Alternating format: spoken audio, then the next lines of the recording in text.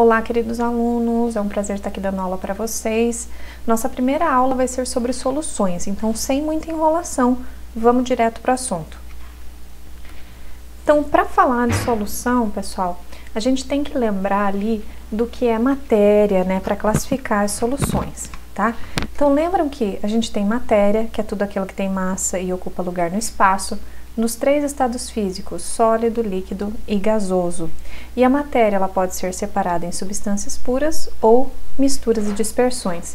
Quando a gente fala de uma substância pura, que é aquela que só ela está no sistema, ela pode ser subdividida em simples, quando é formada por um único elemento, por exemplo, o gás oxigênio, O2, eu só tenho o elemento oxigênio, ou substâncias compostas, quando eu tenho as substâncias que são formadas por mais de um elemento, por exemplo, HCN, eu tenho hidrogênio, carbono e nitrogênio, 3 elementos, água, H2O, 2 átomos de hidrogênio e 1 de oxigênio, tá?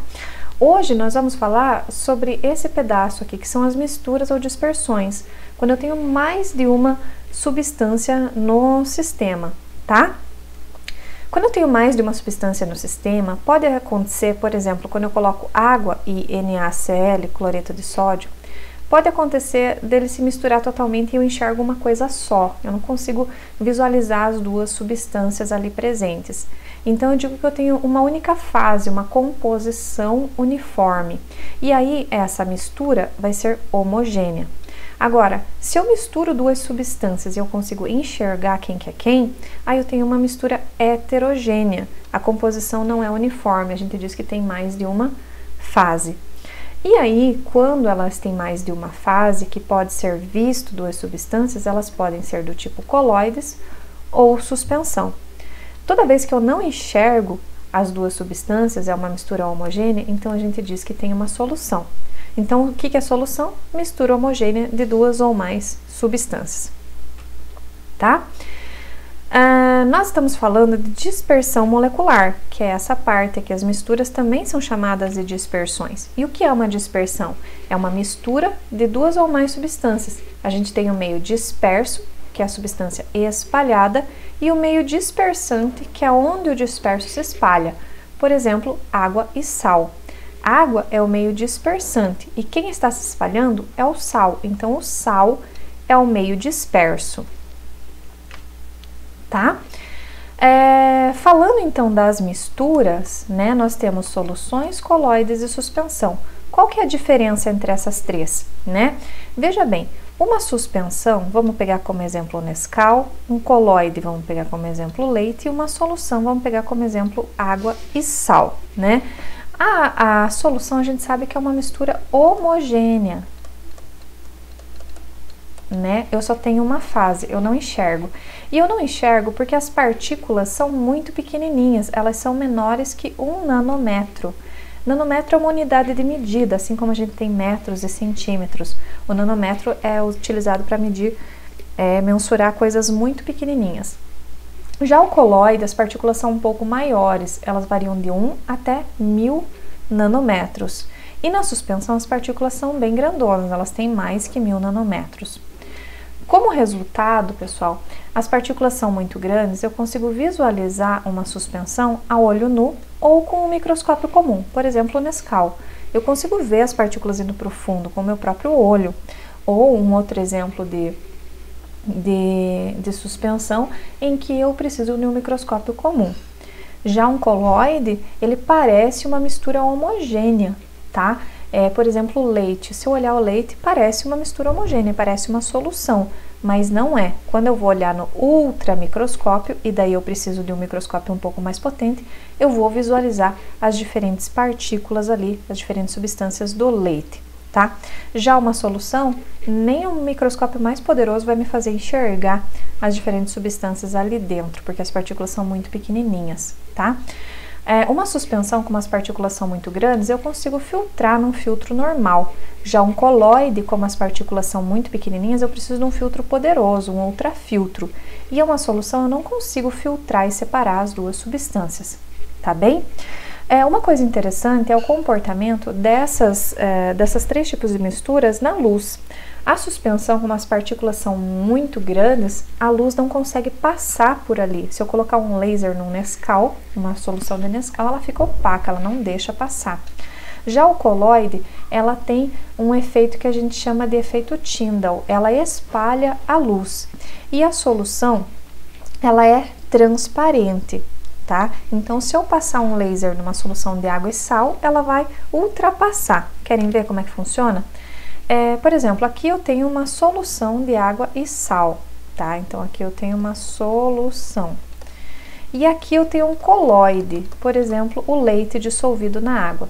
Se eu passar o laser aqui, o laser vai passar, eu nem vou ver o laser, ele vai bater lá do outro lado, porque as partículas são muito pequenininhas, elas não interferem na passagem da luz. Já o coloide, o que acontece? Ele bate a luz e a luz bate nas partículas e ela vai se desviando, ela vai se espalhando. Isso aqui que é o efeito Tyndall, tá, pessoal? Então, num coloide, eu vou ter o efeito Tyndall. E aí, esse efeito Tyndall me serve para diferenciar as soluções verdadeiras dos coloides. Porque aqui eu estou diferenciando, ó, na solução a luz passou, aqui ela dispersou. Então, esse daqui não é uma solução verdadeira. Parece, mas não é, por causa do efeito Tyndall. Efeito Tyndall também pode ser verificado quando vocês abrem uma janela num determinado horário e a poeirinha fica sendo visualizada. Isso é o efeito Tyndall. A luz está batendo nas partículas e está desviando, tá? Então, o efeito Tyndall serve para diferenciar uma solução de um coloide. E como que eu diferencio uma suspensão de um coloide? Isso é muito fácil, porque o coloide ele parece uma solução verdadeira, o leite vai ficar ali paradinho o dia inteiro, sem separar as substâncias do leite, né? Que tem gordura, tem caseína, tem tudo lá dentro. Agora, o Nescau, uma hora ele vai se depositar no fundo, tá? Então, na suspensão, uma substância em algum momento irá para o fundo, e no coloide, não. Tá? Aqui, ó, o leite, se eu colocar no microscópio, eu vou visualizar as partículas de gordura, a caseína e tudo mais. O queijo cheddar também parece uma coisa só, mas quando eu coloco no microscópio, eu vou verificar as diferentes substâncias. Então, ele é um coloide e não uma solução verdadeira. Então, o que é uma solução? Uma solução, né, ela é uma mistura homogênea, eu enxergo uma única fase, e eu tenho um material de menor quantidade dissolvida em um solvente, que é o reagente em maior quantidade. Então, o soluto vai ser o nosso meio disperso, que é aquele que está em menor quantidade, e o solvente vai ser o meio dispersante, aquele que está em maior quantidade. Por exemplo, se eu pego água e coloco uma pitadinha de sal, o sal está em menor quantidade, então ele vai ser o soluto, e a água vai ser o solvente, porque está em maior quantidade. E aqui, pessoal, prestem bastante atenção, porque a definição de soluto e solvente é essa, a quantidade de um em outro. Se eu pegar aqui um pacote inteiro de sal e colocar algumas gotinhas de água, né, colocar umas gotinhas de água, quem que está em menor quantidade? A água. Então, a água que vai ser o soluto e o sal é que vai ser o solvente. Veja que estranho, porque a gente fala em solvente e imagina que é água. Não, depende de quem está em maior quantidade. E entender isso, pessoal, entender que soluto e solvente, o solvente não é sempre a água, é muito importante lá para frente, para os nossos cálculos de solução, tá? As soluções, elas recebem algumas classificações. Quanto à condução da eletricidade, elas podem ser eletrolíticas ou não eletrolíticas. Eletrolíticas é quando elas conduzem eletricidade, e elas vão conduzir eletricidade quando na solução eu estou colocando algum composto iônico, por exemplo, cloreto de sódio. O nosso sal de cozinha ele é formado por cloros e sódio, né? Íons cloro e íons sódio. Quando ele é colocado na água, eles se separam em Na+ e Cl-, e os elétrons ficam livres para se movimentar na água. E a condução da eletricidade é justamente isso, é a condução de elétrons para lá e para cá. Então, é por isso que substâncias iônicas conduzem a eletricidade. Já as moleculares, se eu colocar na água, por exemplo, a sacarose, que é o nosso açúcar, ele é composto por ligações covalentes, ele é uma substância molecular. e substância molecular não é formada por íons, logo não vai conduzir eletricidade, porque não vai ter elétrons livres quando ela se solubilizar na água. Então, as soluções podem ser eletrolíticas ou não eletrolíticas, de acordo com a condução ou não de eletricidade. As soluções também podem ser classificadas quanto ao seu estado físico. As soluções que a gente está acostumado a ver, a gente imagina soluções, a maioria das pessoas imagina soluções líquidas, né? Mas as soluções podem ser sólidas e gasosas também, porque solução nada mais é do que duas substâncias misturadas em que eu enxergo uma coisa só, né? Então, quando eu tenho, por exemplo, cobre dissolvido em níquel, eu tenho dois sólidos dissolvidos, então a solução é sólida. O mercúrio dissolvido em ouro, quando o ouro é maior parte da substância, é uma líquida dissolvida em sólida, mas a solução resultante é sólida também. E aí eu tenho vários exemplos. Líquida, por exemplo, um gás dissolvido em líquido, dióxido de carbono dissolvido em água, é a nossa água com gás, né? Quando eu tenho ali água e coloco o dióxido de carbono e tomo aquela água, eu estou tomando uma solução líquida. Outro exemplo de solução líquida, líquido dissolvido em líquido, etanol, que é o nosso álcool etílico dissolvido em água, para fazer, por exemplo, o nosso álcool 70, que o pessoal tem falado bastante para esterilizar as mãos, né? É uma solução líquida. E daí nós temos outros exemplos, né? Sólido dissolvido em líquido, que é o açúcar dissolvido em água, né? É uma solução líquida, né? Mas tinha um sólido ali, certo? Solução gasosa, se eu colocar nitrogênio e oxigênio, eu vou ter uma solução gasosa. Clorofórmio líquido em nitrogênio, maior parte nitrogênio, vai ser uma solução gasosa também.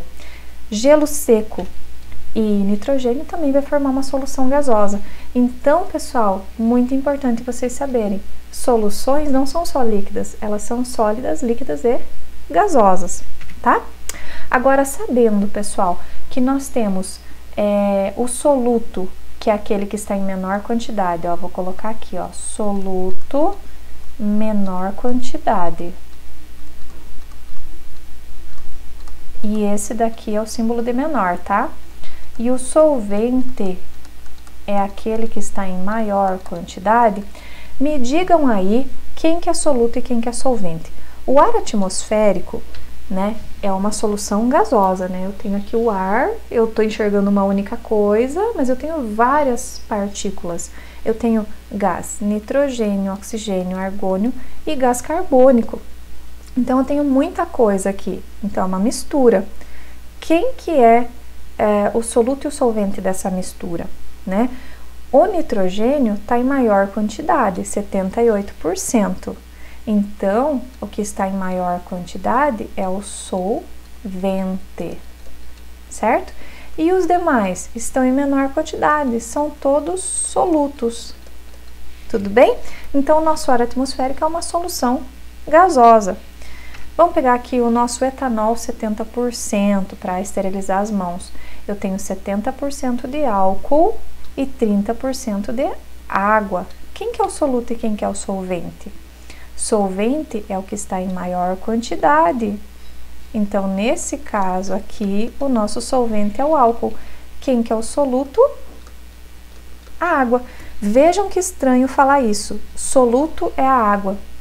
Não é estranho, não. Eu acabei de falar para vocês que soluto e solvente depende da quantidade, né? Então, pessoal, a água está em menor quantidade, ela é soluto e acabou. Solução líquida. E um exemplo de solução sólida é o ouro 18 quilates. Quando a gente compra um anel, pessoal, de ouro, quando vocês forem casar e utilizar anel de ouro, o ouro não é puro, tá? Porque se o ouro fosse puro, ele seria mole demais e daí não ia formar o sólido que precisa, o seu anel ia ficar deformando. Por isso ele é ligado com outros metais, como por exemplo o ouro e o cobre. O ouro, o cobre e a prata, né? São misturados. O ouro é o que tem em maior quantidade, ele tem 75% de ouro. Já o cobre e a prata tem em torno de 25%. Então, pessoal, nesse caso, quem é o soluto e quem é o solvente? O ouro está em maior quantidade, então ele é o solvente. E os demais, o cobre e a prata, são os solutos. E aqui nós temos um exemplo de solução sólida. Tá? tá bem?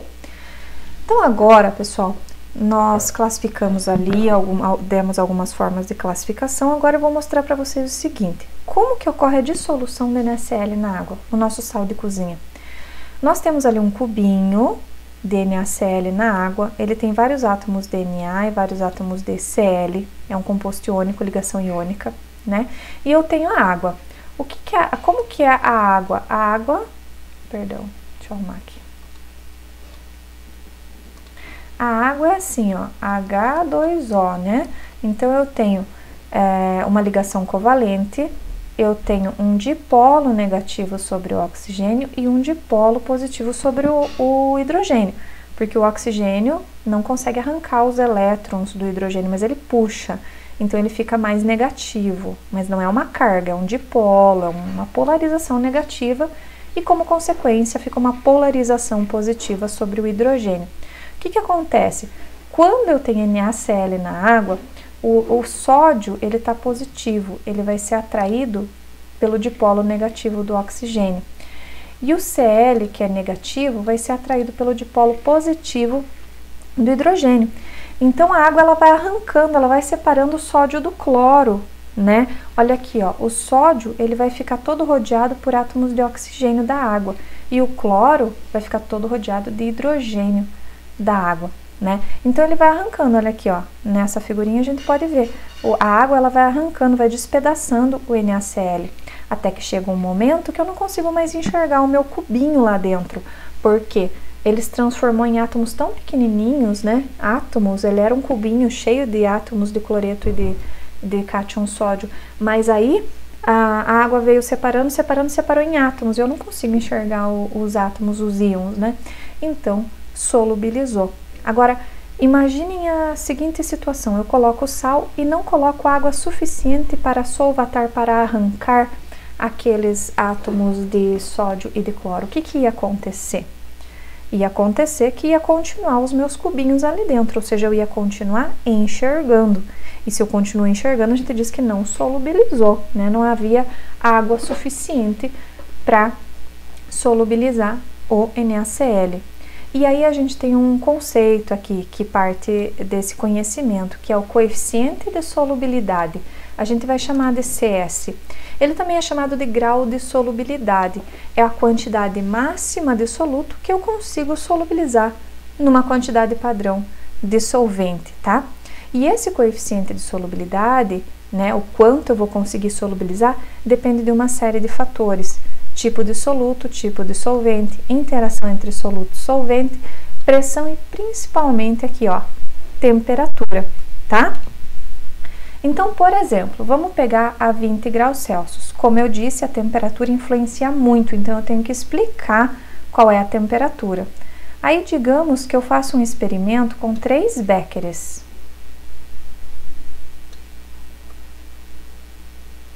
E cada becker eu coloco 100 gramas de água em cada um deles. Só que nesse becker aqui eu vou adicionar NaCl, cloreto de sódio. Nesse daqui eu vou adicionar hidróxido de cálcio. E nesse becker aqui eu vou adicionar cloreto de prata, tá? Eu vou adicionando e agitando para ver o quanto que eu consigo solubilizar. Acontece que o cloreto de sódio eu consigo solubilizar 36 gramas. Se eu colocar 37, ele já fica ali um cisquinho ali embaixo. Significa que eu consigo solubilizar só 36 mesmo, a 20 graus Celsius.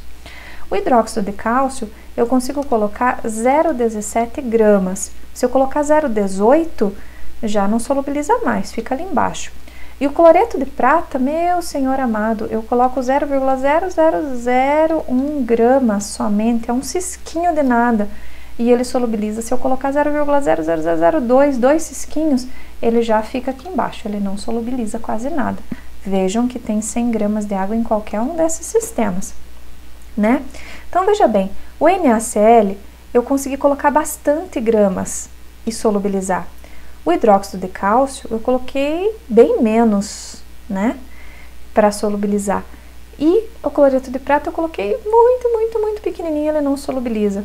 Então a gente diz que o NaCl, ele tem um alto coeficiente de solubilidade, porque eu consigo adicionar bastante massa para ele solubilizar. A gente diz que ele é solúvel na água. Já o cloreto de prata, ele tem um baixo coeficiente de solubilidade, porque eu coloco muito pouquinho e ele já precipita no fundo, então a gente diz que ele é insolúvel, tá?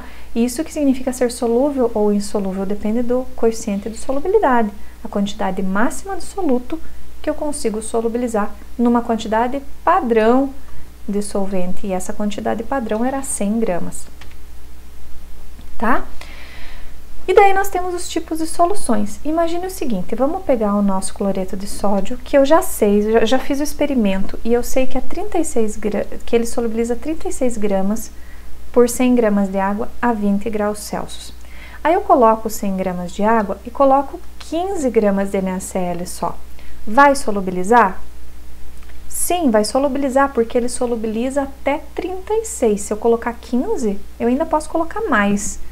Então, se ele está abaixo do seu coeficiente de solubilidade, porque o coeficiente de solubilidade do NaCl é 36%, né? Se ele está abaixo do coeficiente de solubilidade, a gente diz que a solução é insaturada, tá? Agora, imagina que eu pego 100 gramas de água e coloco 36 gramas de NaCl. Vai solubilizar?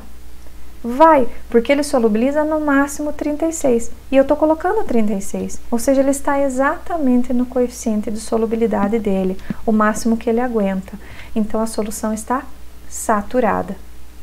Agora, imagine que eu pego 100 gramas de água e coloco 40 gramas de NaCl. Vai solubilizar? Não vai, porque ele aguenta só 36. Se eu colocar 40, vai ficar cloreto de sódio no fundo. Então, essa solução, ela está saturada com corpo de fundo, tá? Agora, lembra que eu falei que a temperatura influencia a solubilidade, influencia o coeficiente de solubilidade? Se eu pegar esses 40 gramas de NaCl e aquecer, o que vai acontecer? Se eu aquecer, ela vai solubilizar, se eu aquecer até 80.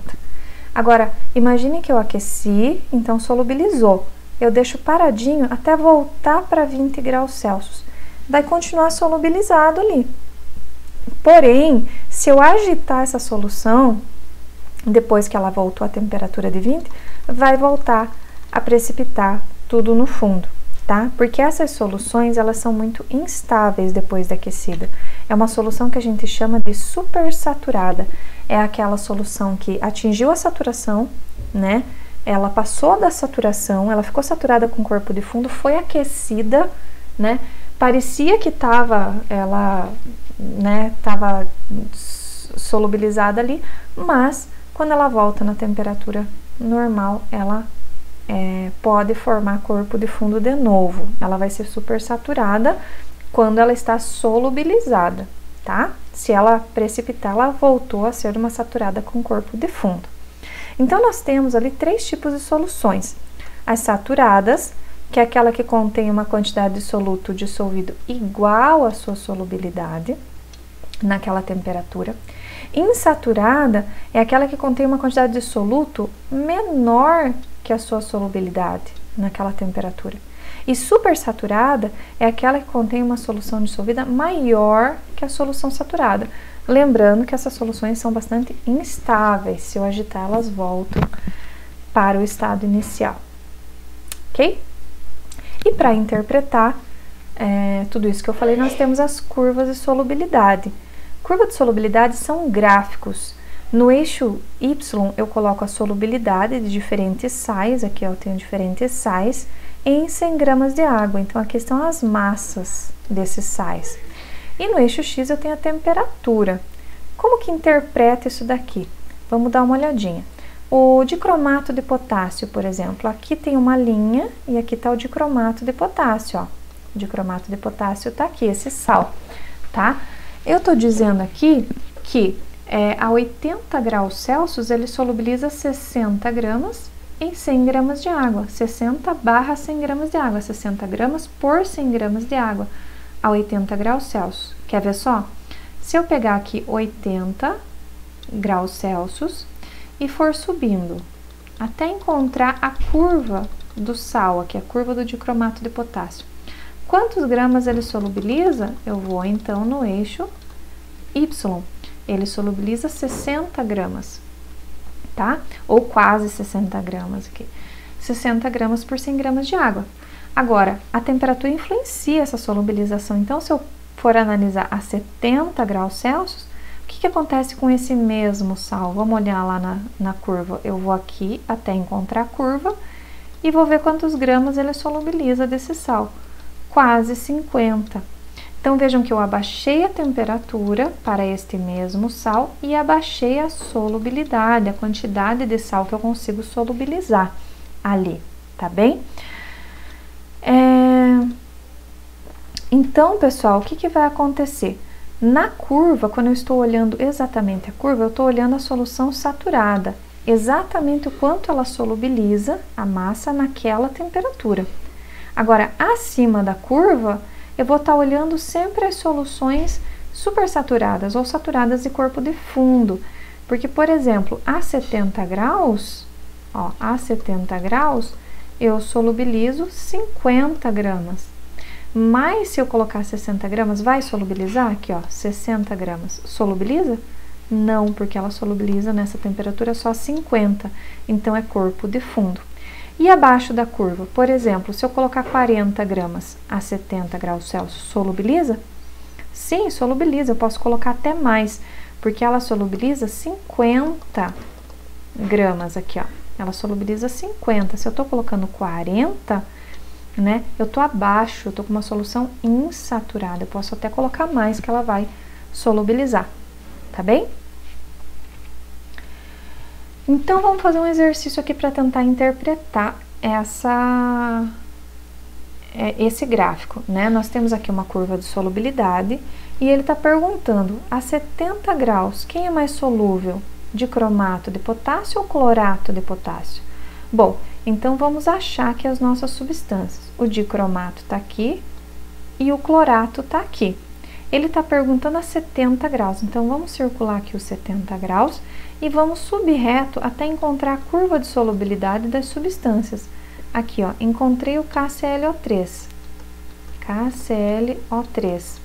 O KClO3 solubiliza quanto nesta temperatura? Vamos para o eixo Y. Ele solubiliza 30 gramas. E o dicromato de potássio nessa temperatura? Vamos subir até nele. O dicromato de potássio é essa linha roxinha. Quanto que ele solubiliza? Praticamente 50. Então, o K2CR2O7 solubiliza 50 gramas. Tá bem? Então, quem que é mais solúvel nesta temperatura? O dicromato solubiliza 50 e o clorato solubiliza 30. É mais solúvel aquela substância que eu consigo dissolver mais na mesma temperatura, né? Na mesma quantidade de solvente. Então, o dicromato é mais solúvel, tá?